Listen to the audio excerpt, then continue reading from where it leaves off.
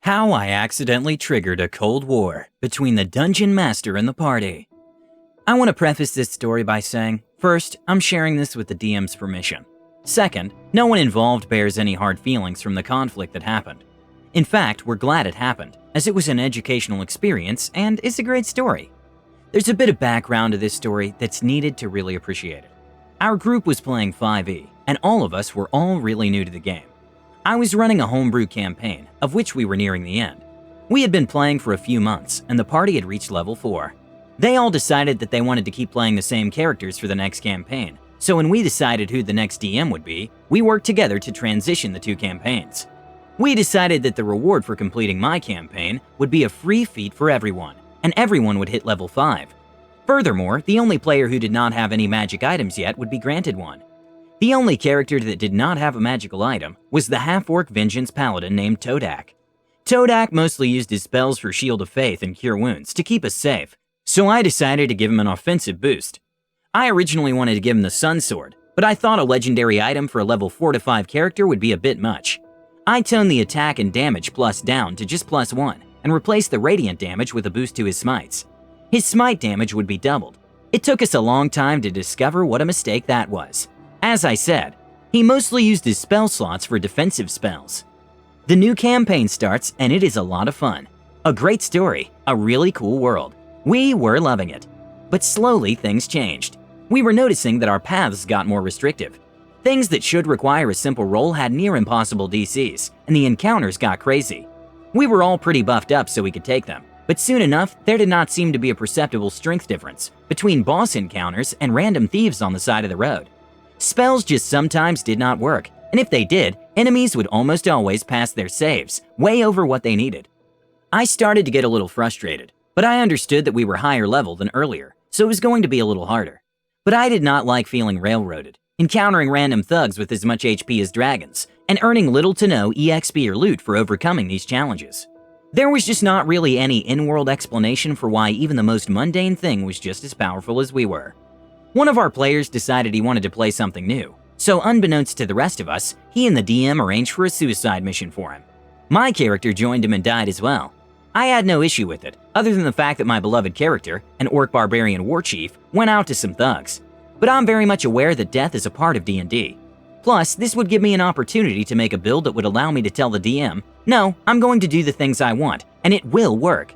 That's right, I made a lucky feat divination wizard. Now, of course, I actually tried to flesh out the character. I gave him a great backstory that tied into the quest, the current party, and gave the DM a lot of room to work with. He was a time wizard, reskin divination and necromancy spells, as well as spells like haste and slow, and hold person to be temporal manipulation. His whole build was rewinding time to give everyone a second chance to succeed. He was a deserter when the Royal Army tried to conscript all the wizards from the Royal Army. Since he had a lot of powerful people upset with him, he was really paranoid. I thought this tied well with all the divination spells he learned to help detect any threats. Meet Phineas Howell. The first encounter he had, we of course found some monsters on the side of the road that were just as strong as the last boss we fought. And so I thought there would be no better time to test out my I decide you failed your saving throw wizard. He forced a creature to fail a saving throw against hold person, trapping them in time. I then addressed the paladin. Todak, he's all yours. Out of character. You have advantage on attack rolls against him, and if you hit him, it's an auto crit. Also remember that doubles your smite dice. Also, remember your sword doubles smite damage. Todak's player lit up. With glee, he smote that monster into next week. Over 100 damage from a single blow from a level 5 character. There was silence at the table, as it dawned on everyone what this meant. No more being troubled by thugs with 100 plus HP and AC of 20. We were now as much in control of the dice as the DM. Or so we thought. Because when you go to war against the god of your world, you're going to lose. The DM only responded by introducing even tougher enemies, and we encountered a cult of techno-nerds that hated magic. Think the Equalists from Korra. When we first encountered them, Phineas told everyone to run, as he would be useless in the anti-magic field the cultist bracelets could generate. That's right, entry-level grunts in this cult were given bracelets that could cast a level 7 spell as a bonus action, with the AoE magnified 10 times. No, seriously, the AoE was 100 feet radius. This was a standard issue for every grunt. Again, we were still level 5 at this point. Phineas tells everyone to run and hightails it out of there. One or two others follow me, but the rest decide to fight. They win, and then when the DMPC catches up with us, he slams my character against the wall, holding him by his throat. Why did you flee, you coward? We could have died! Well, I would be useless against them, and I told everyone to run. You all had the same opportunity as me. Torin ran as well. Why aren't you mad at him and attacking him as well? The DMPC gave some excuse about why it was okay for Torin to run, and continued to badger me. I cast Prestidigitation on his breath to make it a little more bearable. Nice and minty fresh. Well, from that point onward, the enemy's saving throws only got higher and higher. Even with some awful forced portent rolls and a maxed out instat, they still beat the save sometimes. Eventually, we encounter an actual psychopath assassin, Bumpus. Bumpus decides he's just going to join our party. We kinda get railroaded into letting him. Well, Phineas, paranoid as he was not having any of that. So I developed a plan. I was going to have our paladin kill Bumpus in his sleep. I let the DM know ahead of time that this was my plan. I talked with the other players, and they were all okay with it. Phineas stays awake while everyone falls asleep, and uses his familiar to make sure Bumpus is asleep. Then he uses his familiar to wake up the paladin and explain the plan by writing with his paw in the dirt. With some help from the familiar and portent rolls, Todak snuck over to Bumpus and rolls to hit. Nat 20, double smited, 150-ish damage. Second attack, another 75-ish damage. Bumpus, the unholy psychopath assassin, jumps up like there's not a scratch on him and just wails on poor Todak. After 2 or so rounds, we discover Bumpus's AC is something like 23, higher than that of an ancient dragon, and his HP is something like 750, higher than the Tarask. He passes every saving throw and just demolishes our poor paladin. The DMPC sides with Bumpus as Bumpus continues to tear our party apart.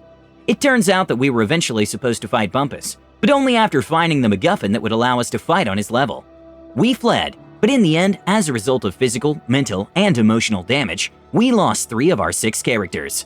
Some of the players decided their characters were just done with adventuring after that encounter.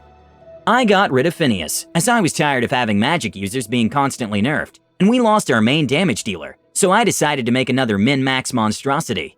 A human variant Battlemaster fighter with archery fighting style, crossbow expert, sharpshooter, and alert.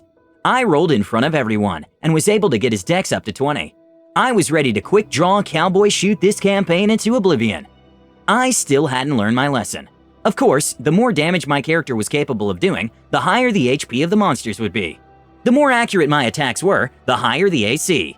I caused a Cold War arms race of the PCs versus the DM. Eventually, after the fighting became railroaded, the DM messaged us to figure out what went wrong. Everyone was frustrated, and it felt like we were against each other, and the only way we could have fun was by beating the DM. We had a heart-to-heart, and we decided to put that campaign away for a while and play something else. I realized that min-max playing is only going to escalate threats and lead to conflict. The DM learned to be more collaborative and not railroad. We still play in the same group, and we are loving our campaign, where I play a mute, totally unoptimized Water Genasi land druid. The game has not been made any less fun for me limiting my character, and the new DM has been very collaborative. I hope that eventually we can return to the other campaign and finish it. It really was a great story and a very cool world. Now that we're all a little more experienced and a little wiser, I think it could wind up being beautiful. That turned out much better than I had expected it to. It's pretty refreshing when everyone just talks about what's wrong and they fix it. Please let us know what you think. Don't forget to subscribe to our channel, All Things D&D. Our next video will be posted in 2 days, so stay tuned for more amazing Dungeons & Dragons content.